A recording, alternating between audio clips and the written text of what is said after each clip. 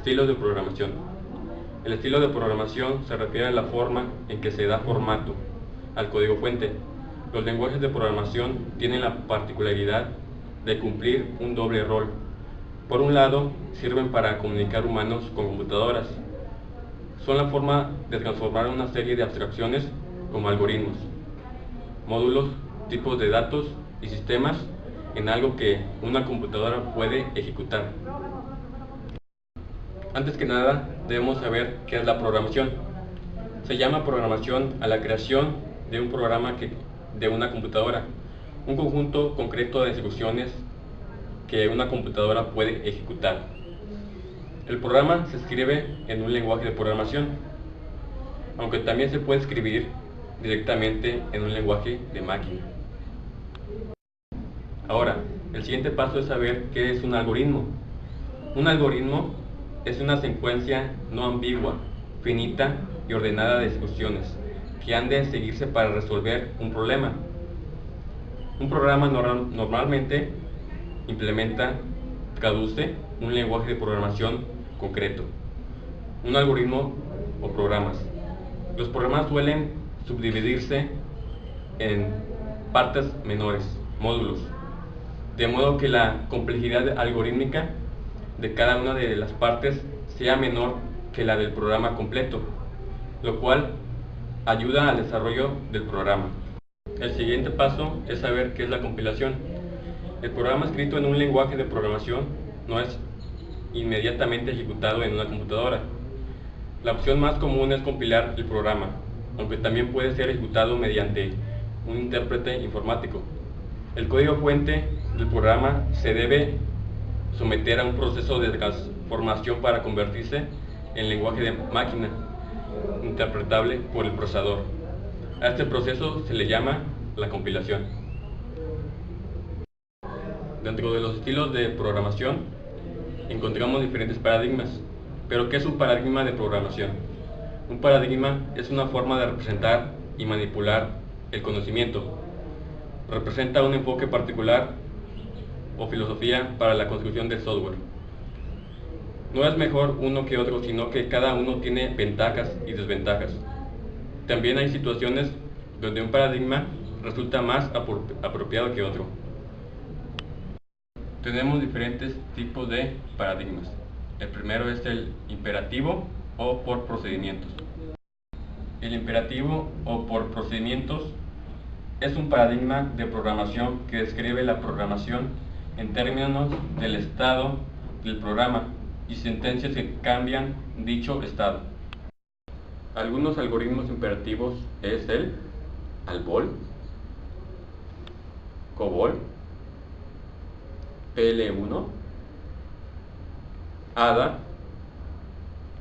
C y Módula 3. También tenemos el paradigma de la programación dinámica. Este viene siendo un método para reducir el tiempo de ejecución de un algoritmo mediante la utilización de subprogramas superpuestos y sobreestructuras óptimas. Tenemos el paradigma orientado a objetos. Es un paradigma de programación que usa los objetos en sus interacciones para diseñar aplicaciones y programas informáticos. Algunos ejemplos de lenguajes orientados a objetos vienen siendo Smalltalk, Simula, C++. El paradigma lógico consiste en la aplicación del corpus del conocimiento sobre lógica para el diseño de lenguajes de programación. No debe confundirse con la disciplina de la lógica computacional. La programación lógica es un tipo de paradigmas de programación dentro del paradigma de programación declarativa. El resto de los subparadigmas de programación dentro de la programación declarativa son programación funcional, programación basada en restricciones, programas DSL, o sea, de dominio específico, híbridos. Un ejemplo de lenguaje lógico es Prolog. Paradigma funcional. En ciencias de la computación, el paradigma funcional es un paradigma de programación declarativa. basado en la utilización de funciones aritméticas, que no maneja datos mutables o de estado. Enfatiza la aplicación de funciones en contraste con el estilo de programación imperativa, que enfatiza los cambios de estado. Por otro lado, la programación funcional tiene sus raíces en el cálculo lambda, un sistema formal desarrollado en 1930 para investigar la definición de función y la aplicación de las funciones y su recursión. Muchos lenguajes de programación funcional pueden ser vistos como elaboraciones del cálculo lambda. Los lenguajes de la programación funcional son Lisp, Haskell, ML, Miranda y APL. Otro concepto importante dentro de los paradigmas de programación es la concurrencia. ¿Y qué es la concurrencia?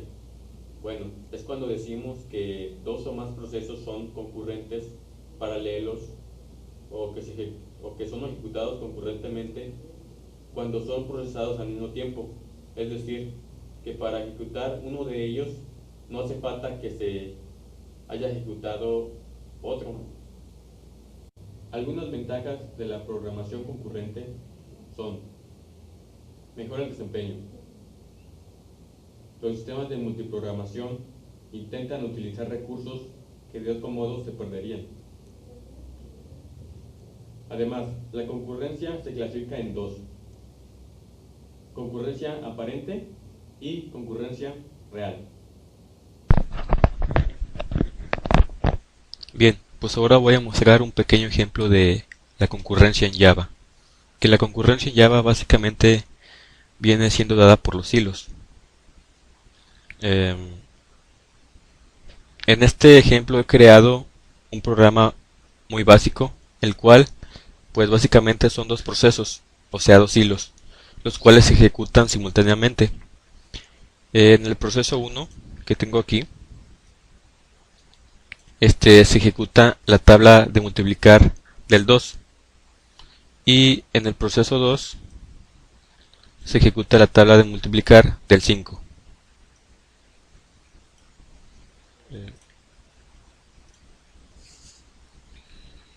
Bueno, el resultado salida de estos dos procesos está en el método run, que está aquí. Para ejecutar estos procesos tenemos que llamar al método start, como lo podemos ver por acá, y que este a su vez llamará de cierto modo al método run, donde se hace la tabla de multiplicar del 2 y del 5. Bueno, vayamos al punto. ¿Y cómo funciona esto? ¿Cómo se va a hacer la tabla del 2 y la tabla del 5? Bueno, pues se harán simultáneamente dependiendo de qué proceso se esté ejecutando en ese mismo momento.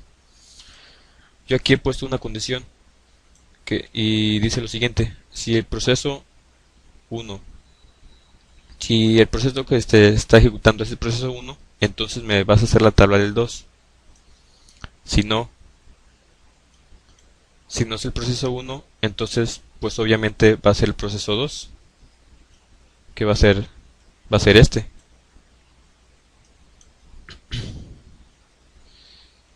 Y si es el proceso 2, pues me vas a hacer la tabla del 5. Nótese aquí también que tengo un ciclo for empezando en 1 hasta el 20. O sea, eso quiere decir que la tabla de multiplicar del 2 va a empezar en 2, 2 por 2 son 2 por 1 2, 2 por 2 son 4, 2 por 3 6, hasta el 20. 2 por 20, 40. Y igual, la tabla del 5. La tabla del 5 empieza en 1 hasta el 20. O sea, 5 por 1, 5, 5 por 2, 10, 5 por 3, 15, hasta el 20. 5 por 20, 100. Bueno, si ejecutamos esto... perdón. Aquí como pueden ver también tengo un tiempo. Solamente lo he puesto para visualizar mejor la salida en la consola. Bueno, vamos a correr esto.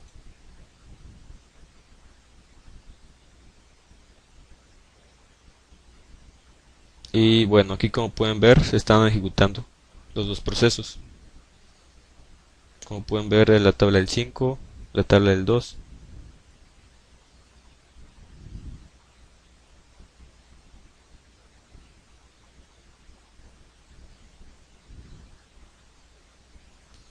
Y bueno, si nosotros queremos visualizar esto, o sea, saber si es verdad que se están ejecutando estos dos procesos, podemos irnos al administrador de tareas de Windows. Y aquí como podemos ver, ah, aquí están. Podemos observar que se están ejecutando los dos procesos en Java. Y bueno,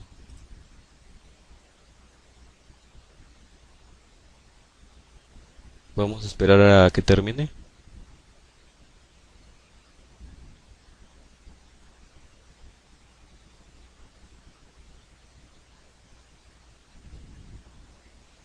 Aquí como podemos ver ya terminó la tabla del 2.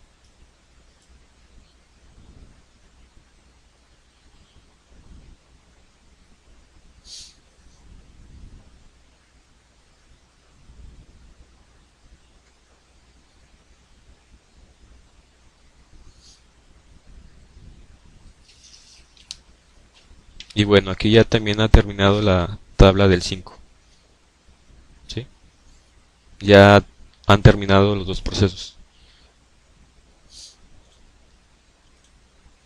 Bueno, algunos ejemplos en donde podemos encontrar o ver esto de la concurrencia aplicado puede ser en algunos sistemas de información o en el mismo banco, en sistemas bancarios, en algún proceso que se ejecute alguna operación o transacción, o también en videojuegos.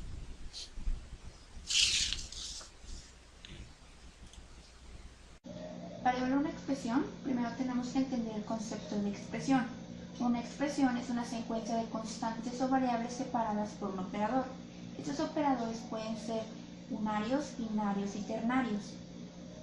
Ahora tenemos que conocer las reglas que existen para evaluar una expresión, y estas son tres: las reglas de precedencia, de asociatividad y el uso de los paréntesis.